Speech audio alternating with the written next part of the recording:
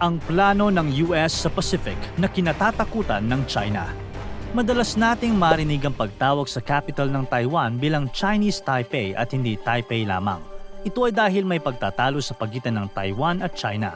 Hindi kasi nire-recognize ng China na isang bansa ang Taiwan. Para sa China, parte pa rin ng mainland ang Taiwan. Pero iba naman ang tingin ng mga Taiwanese. Kaya may posibilidad na atakihin ng China ang Taiwan para sakupin ito at ibalik ito bilang parte ng mainland. Pero dahil sa mga kaalyado ng Taiwan tulad ng US, hindi basta-basta pwedeng lusubin ito ng China. At ngayon, may defense plan ng US na magsisiguro na hindi muna aatake ang mga Chinese. Tara, alamin natin kung bakit tila natatakot ang China sa defense plan na ito ng mga Amerikano. Habang tumataas ang tensyon sa pagitan ng US at China, gumawa ng ilang mga hakbang ang mga Amerikano para mas palakasin pa ang kanilang presensya at puwersa sa may Indo-Pacific region.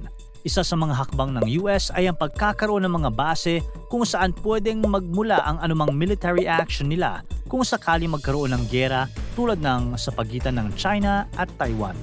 At sa ganitong sitwasyon ay magiging mahalaga ang mga isla ng Tinian at Guam sa bandang Pacific region.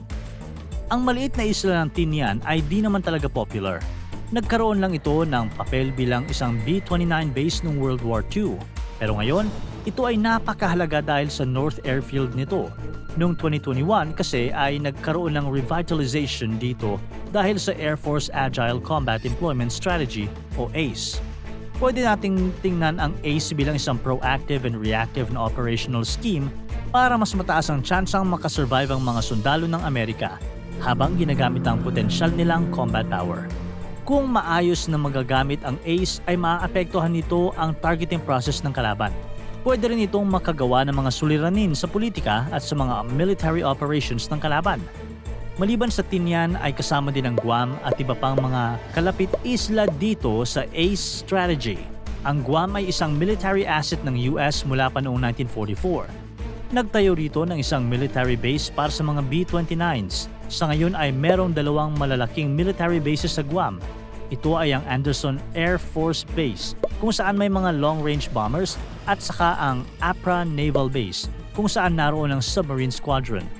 Ginagamit din ang APRA Naval Base bilang isang waypoint para sa mga iba pang warships.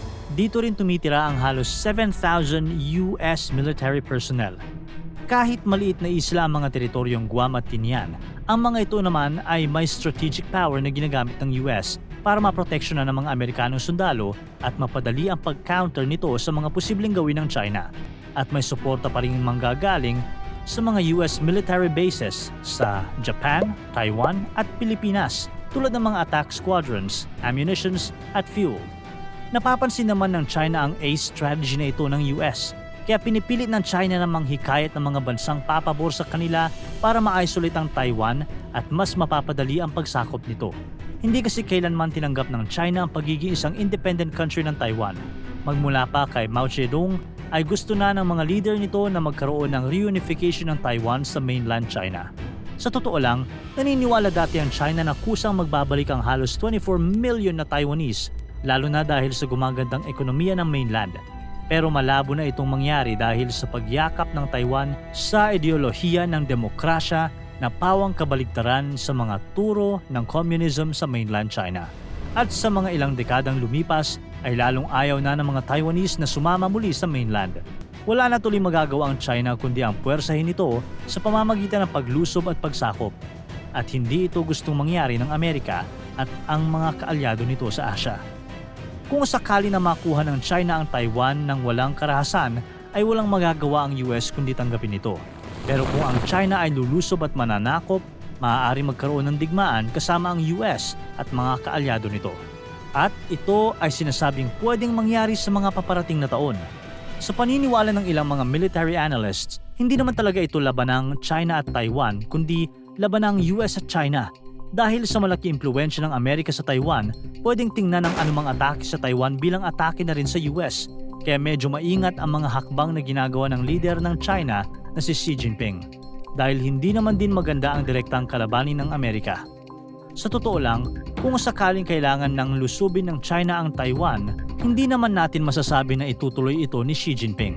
Mahalaga kasi ang Taiwan sa ekonomiya ng buong mundo. Ito kasi ay prominente sa industriya ng mga semiconductors na ginagamit para sa mga computers, communication devices at kahit na sa transportasyon. Kaya kung magkagyera ay matitigil ang supply ng semiconductors at malulugi ng halos $1 trillion ang ekonomiya ng mundo. Magkakaroon ng economic war na kung saan mas talo ang China kaysa sa Amerika at iba pang mga bansa. Pero hindi naman pwedeng maging kampante ang buong mundo at isiping hindi lulusubin ng China ang Taiwan dahil sa ekonomiya. Tandaan natin na matagal nang nagpapalakas ang China. Nagde-develop pa ito ng mga anti-ship ballistic missiles, land attack cruise missiles at intermediate range ballistic missiles na pwedeng ipadala mula sa karagatan o kaya sa may lupa. Gumagawa pa nga ang mga ito ng Dongfeng 21D anti-ship ballistic missile at ng Dongfeng 26 intermediate range ballistic missile na kilala rin bilang Guam Killer o Guam Express. Idagdag pa ang Dongfeng 27 long-range ballistic missile na mas nakakatakot kasi pwede itong umabot hanggang Hawaii ng US. Mahirap itong depensahan bilang isang hypersonic missile dahil mas mabilis ito at mas mataas lumipad. Konti lang ang bansa na may kakayahang subaybayan ito at ang US, China at Russia ang meron lang ganitong mga missiles. Di umano ay pwede pa daw itong lagyan ng nuclear warhead, sabi ng mga Russian. At kung ito ay gagamitin, siguradong wala ng oras para pa sa negosasyon at matatamaan agad ang target. Kailangan tuloy gumawa ng mas malakas na missile ng Amerika na tatapat sa mga missile ng Russia at China. At nagkaroon nga ng kauna-unahang testing ng hypersonic cruise missile sa may Reagan test site na matatagpuan sa Kwajalein Atoll ng Marshall Islands. Ang missile na ito ay tinawag na All-Up Round AGM-183A Air-Launched Rapid Response Weapon o ARRW. Parehas lang ito ng DF-27 na mas mabilis pa sa Mach 5. Kaso nga lang, nahuhuli na ang Amerika sa pag-deploy ng mga ganitong missile technology. Ginagawa na ito ng China mula pa 2014 at gumamit na ang Russia ng Zircon hypersonic missile sa giyera nito laban sa Ukraine. Kahit na ang North Korea ay nagsasabing merong mga ganitong klaseng missile. Ngayong may ACE strategy na, makakapag-deploy na ng mga armas ang Amerika. Ilalagay nila ang mga armas nila sa mga base nila sa mga isla sa may Indo-Pacific region. Ito ay inaasahang makakatulong para maiwasan ang paglusob ng China sa Taiwan. Kaya napaka-importante talaga ng Guam at Tinian. Pero ano ba talaga ang meron sa dalawang lugar na ito? Unahin natin ang Guam. Ang Guam ay naging parte ng teritoryo ng Amerika noong 1898 sa pagtatapos ng Spanish-American War. At noong World War I ay naging lokasyon ito ng mga pakikipaglaban sa pagitan ng mga German at Amerikanong sundalo. Noon namang World War II, nilusob ito ng mga Hapon kasabay ng pag-atake sa Pearl Harbor. Napalaya naman ito ng US forces pagkaraan ng 31 buwan. Sa panahong World War II rin ay naging mahalaga ang lugar ng Tinian dahil dito matatagpuan ang pinakamalaking B-29 bomber fleet sa Pacific. Ang dating volcanic island ay naging isang military airbase na may pinakamahabang runway. Dito nga nanggaling ang mga B-29s na nagpabagsak ng mga atomic bomb sa Hiroshima at Nagasaki. Ang Tinian ay isa sa mga principal islands ng Commonwealth of the North Mariana Islands na parte ng Trust Territory of the Pacific Islands. Malaking bahagi ng islang ito ay inuupahan ngayon ng US military at parte ng ACE strategy ng US Air Force. Pero para magtagumpay ang ACE ay kailangan ng Amerika na magkaroon ng base hindi lang sa Tinian at Guam, kasama din ang Palau at Saipan. Pati nga ang Basa Air Base sa Pilipinas ay parte din ng ACE strategy, pati na rin ang isla ng Yap na nasa gitna ng Guam at Palau. Naglaan ng malaking pera para sa malakihang renovation at restoration sa mga lugar na ito. Naglagay dito ng fuel pipeline system, parking apron para sa mga fighter jets, bombers at mga support aircraft. Lumobo tuloy ang budget ng US Air Force hanggang sa $400 million. Nag-deploy na nga ang US Air Force ng 25 na F-22 Raptors papunta sa Guam at Tinian. Tinawag nila itong Operation Pacific Iron ng 2021. Ito ay nagpapakita kung gaano kadami ang mga 5th generation stealth fighters ng Amerika. Minobilize din ng US ang kanilang 10 F-15 Eagle fighters at 2 C-130 Hercules transport planes.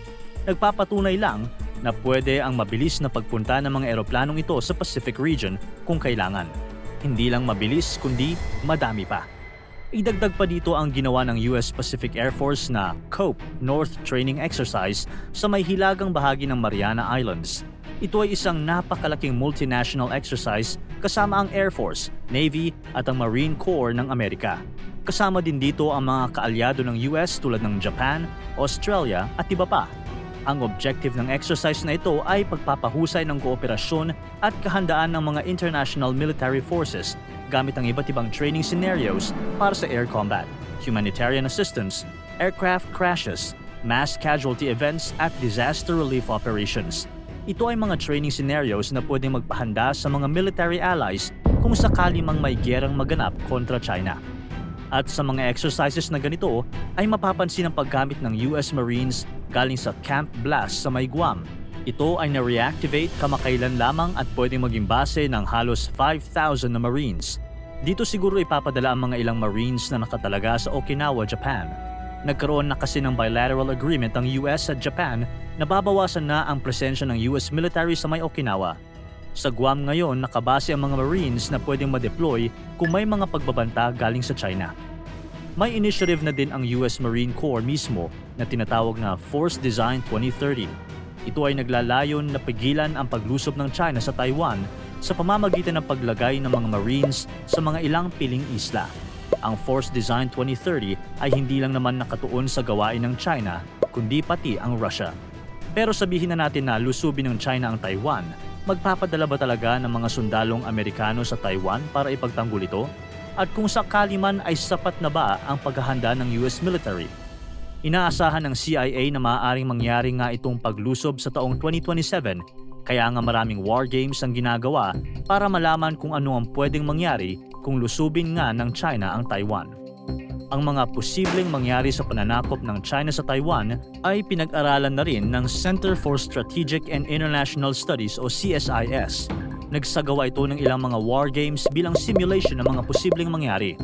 Napagalaman ng mga analysts dito na ang puwersa na pinagsama galing sa US, Japan at Taiwan ay maaaring sapat na para mapanatili ang kalayaan ng Taiwan. Ang pwedeng entry point ng mga Chinese sa Taiwan ay sa pamamagitan ng amphibious invasion sa mga tabing dagat sa katimugan ng Taiwan. Pero makakatapat ng mga Chinese ang puwersa ng mga Taiwanese at dahil dito ay hindi makakapagtayo ng base rito ang China at hindi ito makakapunta sa Taipei na nasa may hilaga. Pagkaraan ng ilang linggo ay mapapabagsak ang amphibious fleet ng China dahil na rin sa mga puwersa ng Amerika. Ayon na rin sa data ng nasabing war games, mawawala sa China ang halos 100 warships at maraming Chinese ang magiging prisoner of war. Nakikitaan tuloy ng mga Chinese ng kahinaan ng mismong Chinese Communist Party o CCP at magkakaroon ng long-term destabilization. Siyempre, magkakaroon din ng military losses ng US at ang mga kaalyado nito. Pati ang ekonomiya ng Taiwan ay maaapektuhan at ang mga pinsalang ito ay makakaapekto sa posisyon ng US sa buong mundo. Kaya ang panalo lang sa gerang ito ay ang kalayaan ng Taiwan. Pero talo ang buong mundo, lalo na kung gagamit ng nuclear weapons sa gera. Sa huli, ang pag-iwas sa kahit anong labanan o digmaan ang pinakamabuting gawin ng bawat panig. Ang mga negatibong epekto ng posibleng gera ay masyadong malaki at maaapektuhan ng lahat ng bansa sa Pacific region at kahit na sa ibang bahagi pa ng mundo. Kaya ang pinakamagandang stratehiya sa ngayon ay magpakita na lamang ng lakas ng military ang US at mga kaalyado nito para mapigilan ang naiisip na paglusob ng China sa Taiwan. Para tuloy-tuloy ang saya at kwentuhan, huwag kalimutan mag-subscribe sa Bubbly YouTube channel at pindutin ang notification bell.